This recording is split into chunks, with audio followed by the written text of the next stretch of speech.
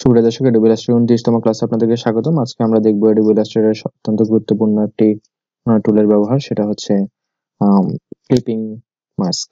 Clipping মাস্কটা আমরা দেখব। এটার জন্য আমরা এখান থেকে একটা শেপ নিয়ে নিচ্ছি। শিফট অল্টার চেপে একটা শেপ নিয়ে নিই।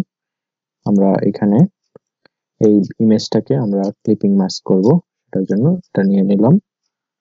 নেওয়ার পরে এখানে দুইটাকে সিলেক্ট করব। সিলেক্ট করে মাউসের রাইট বাটন চেপে মেক ক্লিপিং মাস্কে ক্লিক করব। তাহলে আমাদের এই ছবিটাকে ক্লিপিং মাস্ক হয়ে যাবে একটা সার্কেলের ভিতরে। তো সুন্দর দেখাচ্ছে এই যে ডিজাইনটা। এখন আমরা চাইলে এটাকে একটু উপরে নিচে করতে পারি। সেজন্য আমাদের এখানে এডিট কন্টেন্টে দিতে হবে। দেওয়ার পরে আমি যদি কিবোর্ডের থেকে নিচে চাপি ডাউন এরো কিতে, তাহলে আমাদের দেখতে পাবো আমাদের সুন্দর একটা পোর্শনে আমাদের এই পিকচারটা চলে এসেছে। তো আমি কন্ট্রোল জেড চাপলাম, কন্ট্রোল আমি আইসোলেট ইমেজ দিয়ে দিলাম। দেওয়ার পর এটাকে নিয়ে আসি এই পাশে। এখন আমরা যেটা করব, ফাইল, প্লেস, ইমেজটাকে নিয়ে আসলাম। নিয়ে আসার পরে আমরা চাচ্ছি একটা ক্লিপিং মাস্কটাকে আর একটু অন্যভাবে দেখতে। এখান থেকে আমরা পলিগন টুল নিয়ে নিলাম। পলিগন টুল থেকে আমরা কিছু শেপ নেব। এটার কালারটাকে আমরা একটু চেঞ্জ করে দিতে পারি। চেঞ্জ করে দেওয়ার পর এটাকে অল্টার চেপে ধরে আরেকটা কপি করলাম। এটাকে একটু আমরা ঘুরিয়ে দিতে পারি। ঘুরিয়ে দিলে আমাদের ডিজাইনটা আর একটু সুন্দর লাগবে। এটাকে আমি অল্টার চেপে ধরে এটা কপি করলাম। অল্টার চেপে ধরে কপি করলাম, তারপর কন্ট্রোল ডি চাপবো। তারপরে এইখান থেকে সবগুলোকে সিলেক্ট করে অল্টার চেপে ধরে আরেকটা কপি করে নেব। তারপর আরেকটা কপি করে নিলাম। অল্টার চেপে ধরে আরেকটা কপি করে নিলাম। এখানে 4টা কপি করে নিয়েছি। এখন এই ইমেজটাকে আমরা শিফট অল্টার চেপে বড় করে দেব। তারপর এটাকে এটার পিছনে নিয়ে যাই। এখন আমাদের যে উপরে যে অবজেক্টগুলো আছে, এই অবজেক্টগুলোকে যেটা করব, অবজেক্টগুলোকে সিলেক্ট করে এটার অপাসিটিটা কমিয়ে দিব।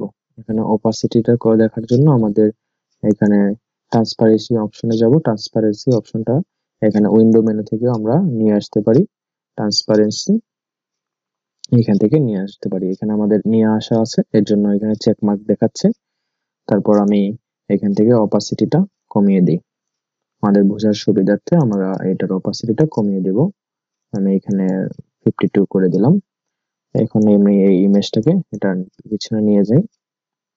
নিয়ে যাওয়ার পরে আমরা দেখতে পাচ্ছি এখানে অবজেক্টটার উপরে ওভারলে করছে। তো এখন আমি এগুলোটাকে সিলেক্ট করব।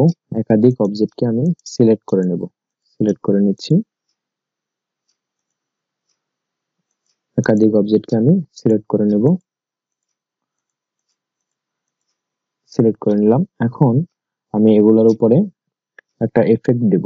এর জন্য আমাদের আরেকটা টুল নিয়ে আসতে হবে। উইন্ডো মেনু থেকে আমরা একটা টুল নিয়ে আসবো, সেটা হলো পাথফাইন্ডার টুল। নিয়ে আসার পরে এখানে আমরা ইউনাইট করে দেব, যেন এখানে যে একাধিক অবজেক্টটা আছে এই একাধিক অবজেক্ট যেন একটা অবজেক্টে পরিণত হয়ে যায়। এর জন্য আমরা ইউনাইট করে দেব। ইউনাইট করে দিলে এটা একটা অবজেক্টে পরিণত হয়েছে এবং একটা গ্রুপ তৈরি হয়ে গেছে।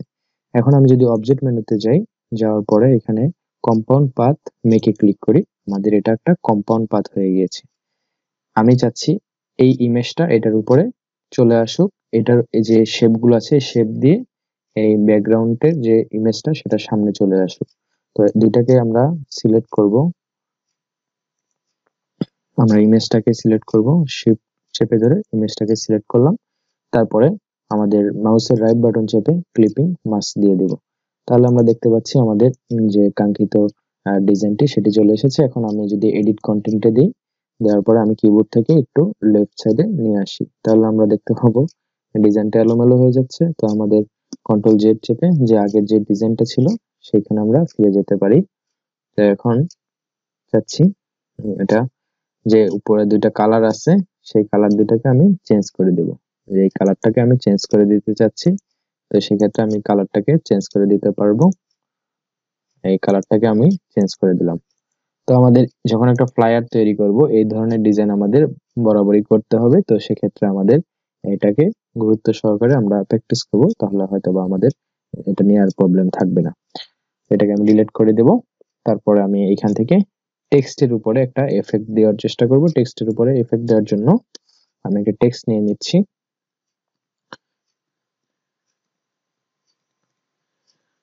আমরা একটা টেক্সট নিয়ে নিলাম। নেওয়ার পরে এটাকে বাউন্ডিং বক্সটাকে ছোট করে দেব, শিফট অল্টার চেপে বড় করে দিলাম। এখন এটাকে আমি একটা প্যারাগ্রাফে আমাদের এখান থেকে একটা ফন্ট নিয়ে নিই।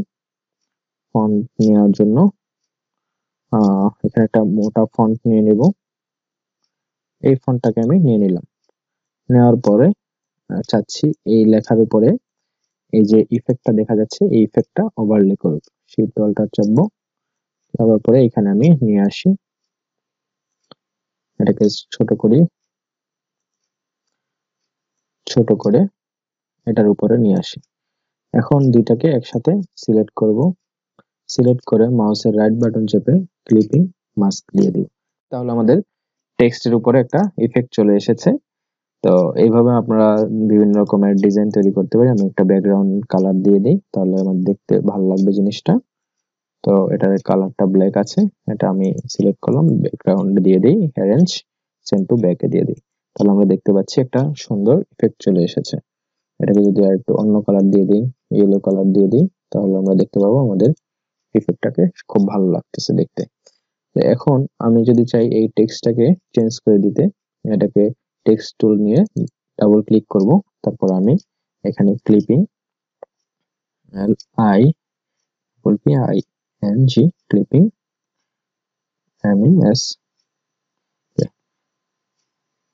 আমরা এখানে দেখতে পাচ্ছি আমাদের যে কাঙ্ক্ষিত যে ডিজাইনটা সেটা চলে এসেছে। তো এইভাবে আমরা ক্লিপিং মাস্ক নিয়ে কাজ করতে পারি। তো নিজেরা প্র্যাকটিস করলে হয়তো এই জিনিসগুলো আরো ক্লিয়ার হয়ে যাবে। ধন্যবাদ।